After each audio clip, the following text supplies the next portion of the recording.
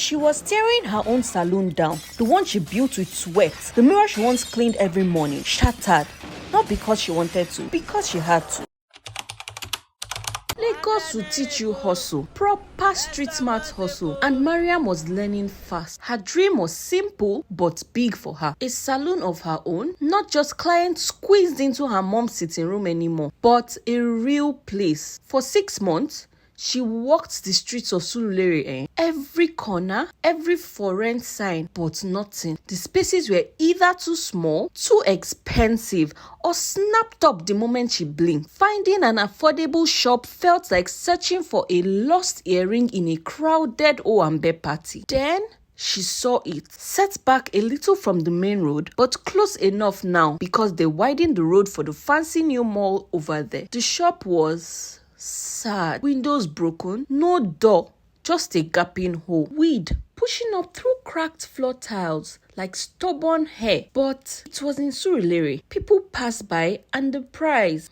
She called the number written on the building. It was the agent. Sister, this place now 1.2 million for 1 year. Upfront payment though. I even surprised say you look am. People know they come check am. Okay, sir. I will take it, said Miriam. 1.2 million naira gone in one go. The heart just thinking about it. But Miriam saw past the broken walls. She saw the foot traffic. She saw her saloon there. It was a massive risk. Everything she had on a gamble. But wasn't that Lagos life anyway? She opened a different bank account just for this dream. No ATM card attached. The money goes in, nothing comes out without a very, very serious reason. And even then, only she had the secret code. Her freedom fund, she called it. On top of her day job, she was making hair every weekend and every evening when she got back from work at her mom's. 4-5 here, 7,000 naira there. Birthday money, leftover transport fare, tips from happy clients. Every single money went into that account. Discipline wasn't easy, especially when her body ached and her friends were out. But the thought of her own saloon kept her going. 10 months passed. Sweat, prayers,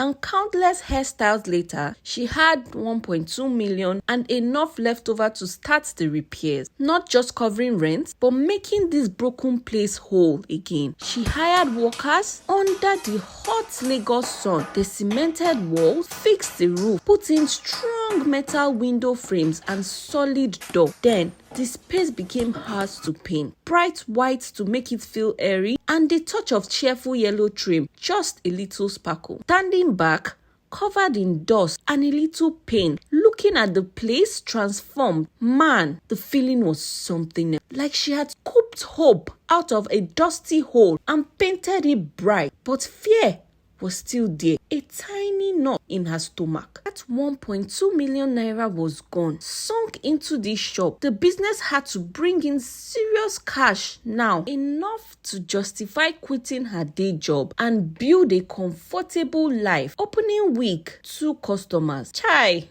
Just 2. Her heart sank a little. It wasn't like the movies. No instant rush, but she didn't give up. She put up flyers at keke stop, bus stops, and she started taking clean photos of her work for Instagram, tagging the location, running small ads with leftover money. Gradually, slowly, people started finding her. Word of mouth began to spread. One client said excitedly, Zara, see this weaving now? You sabi work die. The second client smiled. Na true. Now the best saloon for Surulere be this. My sister must come here next time. Hearing that, it felt like sunlight on her face after a long rain. Real validation. This dream, this huge risk, it was working. Customers were coming and becoming regulars.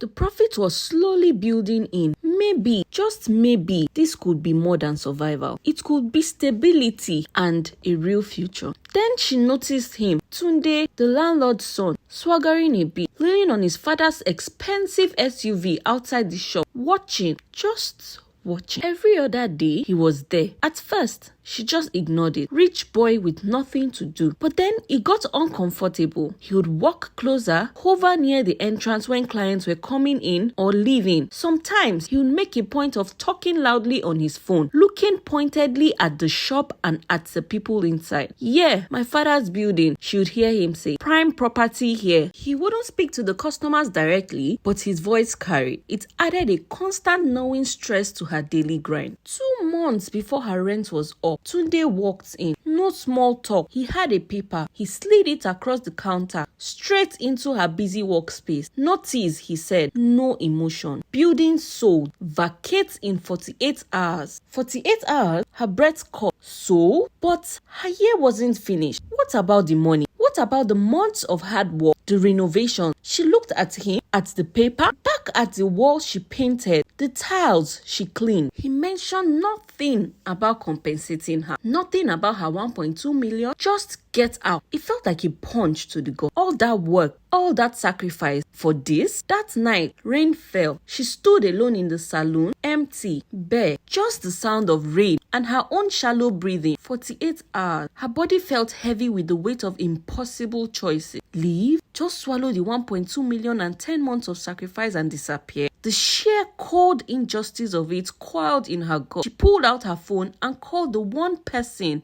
who truly understood, who had seen her every step of this journey. Hey babe, you sound off, her boyfriend said. Miriam's voice tight with unshed tears. They served me notice. 48 hours to leave. Building sold. After everything, her voice broke. Her boyfriend shouted, what? 48 hours? But you paid for a whole year and all your renovations? They can't just do that. Miriam started shedding tears. They did. Paper says building sold. Must vacate. No mention of anything I put in. Nothing about my money, my sweat. It's all just gone for nothing. He listened for a moment, just letting her cry, absorbing her pain and the sheer wickedness of the situation. Her boyfriend said, Miriam, I hear you. I see what you built there. That wasn't just luck. That was you. Every single tile, every stroke of paint, your money, your hard work. And they think they can just take it all because they own the land. After all you did, after bringing life into that dead space, to just let them chase you away and walk off with your investment. It's not right now. It's not just right. Don't just walk away and let them win completely. Babe, don't let them get away with taking everything you made valuable. He paused. Do what you need to do. Don't leave your work, your money for them just to claim like that. His words didn't tell her what to do, but they ignited the fury simmering beneath her pain. He validated her right to be angry, her right to feel robbed, and his silent message was clear. Fight back. Don't be a victim who just accepts injustice. He gave her the permission, the ginger born out of seeing her struggle and their unfairness to match their wickedness with a fierce reclamation of what was hers. She didn't need him to tell her exactly how. Anger showed her. She grabbed the crowbar, the large mirror she had hung herself, seeing reflected hope every morning, was her first to go. Crash!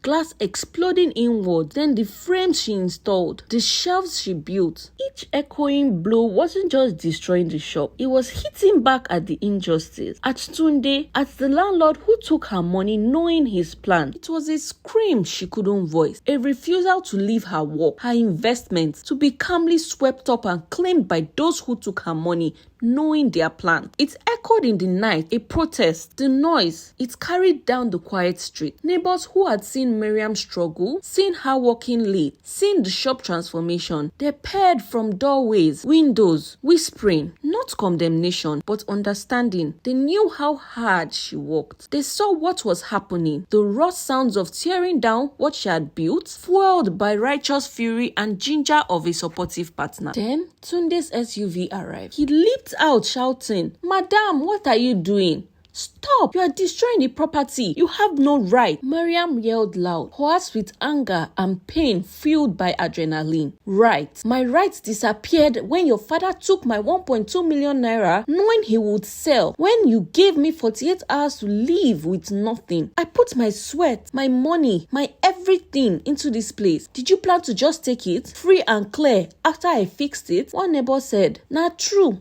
she fix this place when nobody look am? Why they no tell her say they won't sell am before she pay for the year? Another muttered. Tunde was trying to shout, to wave the paper, but the voice of the community drowned him out. They saw it plainly. She was wronged. She invested her money, her labor, transforming a dump to throw her out and keep the value she added. Wickedness. Backed by the spontaneous force of neighborly support and the courage sparked by her partner's ginger, Mariam stood her ground. She wasn't getting her rent back, but she would not leave the structure and material she had paid for and installed. As the sun finally edged over the buildings, painting the sky in soft colors contrasting with the damaged shop, Mariam was working with the grim efficiency. People who bought scrap metals had appeared. Word traveled fast. She was selling the twisted frames, the ripped out sheets, the broken pieces she could salvage right there, loading them directly into the buyer's cart and truck. She loaded her saloon gear she had removed earlier into her small SUV. The crowd watched, mostly in silence, a quiet acknowledgement of the hard truth playing out. Back home, finally, the strength left her. She sank onto the couch, exhausted. The adrenaline faded, leaving just the aches, not just in her muzzle, but deep inside. She buried her face in her hands, tears flowing. All the planning, all the sacrifice, and all the hope she poured into that place,